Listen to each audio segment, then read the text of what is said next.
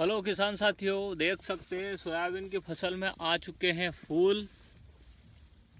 देखिए, तो बहुत से किसान भाई सोच रहे होंगे कि अब इस अवस्था में कौन सी कीटनाशक दवाई डालें।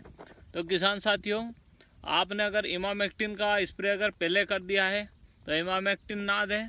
आप इसकी जगह कोराजन जो क्लोरोएंट्रानिलिप्रोल जो आती है 18.5% WWSC, आप उसका उपयोग कर सकते हैं, जो कि बहुत बढ़िया है। वो भी बरसात के दिन में भी लंबे समय तक कवर करती है और रिजल्ट बहुत शानदार है।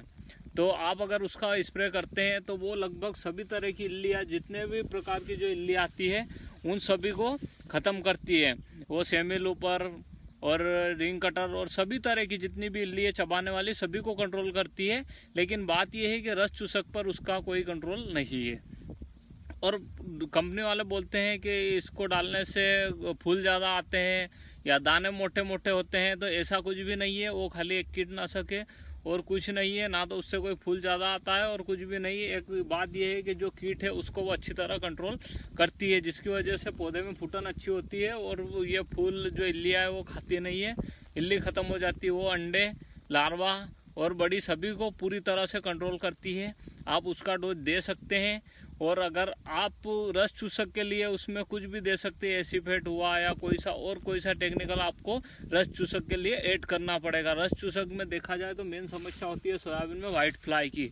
तो अगर बहुत से किसान ये भी सोचते हैं कि वाइट फ्लाई बहुत छोटा सा जानवर रहता है, उससे क्या फ़र्क पड़ता है, लेकिन अगर उस पर आप अगर ध्यान नहीं दोगे तो वो आपके उत्पादन का 20% जो उत्पादन है वो आपका कम हो जाएगा। तो आपको उस पर भी विशेष ध्यान रखना है, क्योंकि जितने भी आप सोयाबीन में कीटनाशक डोज डालो, सब में रस चूसक के लिए कुछ ना कुछ डालते रहे, जिससे कि थोड़ा बहुत कंट्रोल होता रहेगा। आप सोचोगे अगर वो पूरा कंट्रोल हो जाए, ख़त्म हो जाए, तो ये नहीं हो सकता, क्योंकि वो उड़ता है, इधर से उधर जाता आता रहता है, तो वो इस तरह से कंट्रोल नहीं होगा। हाँ, पर थोड़ा बहुत फसल को कम खाएगा।